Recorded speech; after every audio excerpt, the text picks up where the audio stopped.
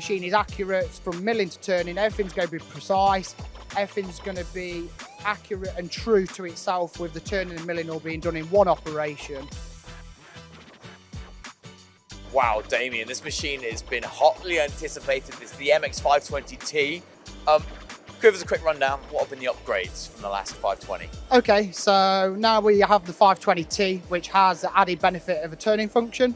We have done turning before on a different machine, but now we've got it on the 520T, which has also got 7 pallets. Yeah. So originally the 520 had 4. We've almost doubled the amount of pallets. We've got 7 pallets on the 520T. And we're going to be talking about the turning in a little bit, because I find it really interesting. You're now a turner and a miller now.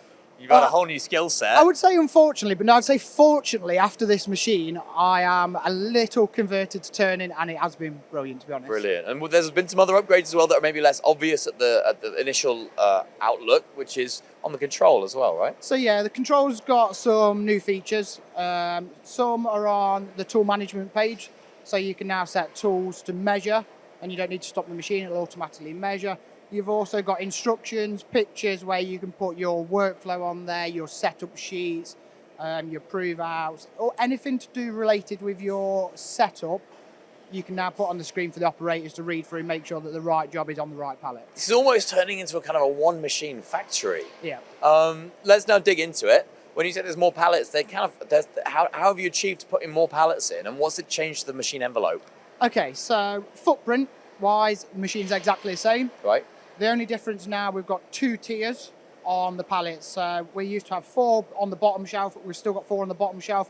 We've got the extra shelf now with another 3, and the workstation making it a 7 pallet changer. But footprint wise, exactly the same. And what I like seeing is, as well as the footprint size being the same, as you can see the work envelope, has that been reduced at all because you've added the extra shelf? No, work envelope, payload, weight, all still the same size. So you're not losing anything on this machine, you're just gaining an extra 3 pallets. Yeah, and that 520, almost like more than a ½ meter diameter size, allows you to have, you mentioned the payload side, it's still quite a high payload size. So yeah, so payload, you've got 175 kilos, and that has got on the C-axis, which is effectively your sub-spindle on turning, you've got 175 kilos, but 800 RPMs on there as well. Brilliant. With 500 foot-pound of torque, so you can take a hell of a cut. Yeah, decent. So tell me about what you found operating this machine for the first time, setting up demos.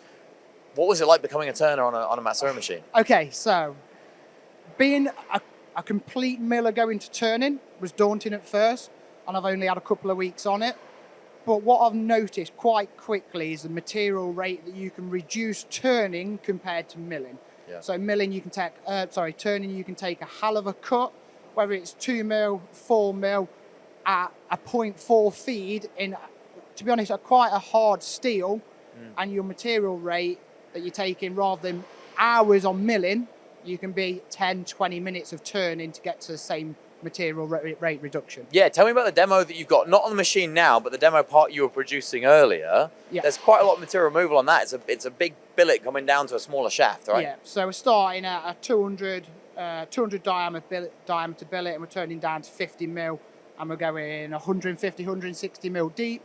The turning side on that reduction is only 10 to 15 minutes. We don't do loads of milling on there, it's more of a turning part, and that is the beauty of this machine. It is a full mill turn. It's not a mill with a little bit of turning, it's not a turn with a bit of mill. It is a full mill turn where we can hit it in both aspects. Yeah, and if you were to be machining, like milling that part down, how long do you think it would take you versus the 15 minutes turning? I would say milling. Milling, you'd be a couple of hours, and on your tool reach, sticking out nearly 200 mil, you're going to have to run slower, where turning, you really don't have to. You can hit it hard the full way.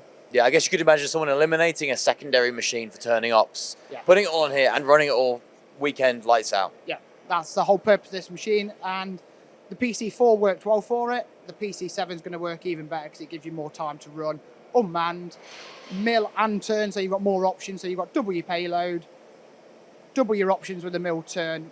We're on to a winner, to be honest, with this machine.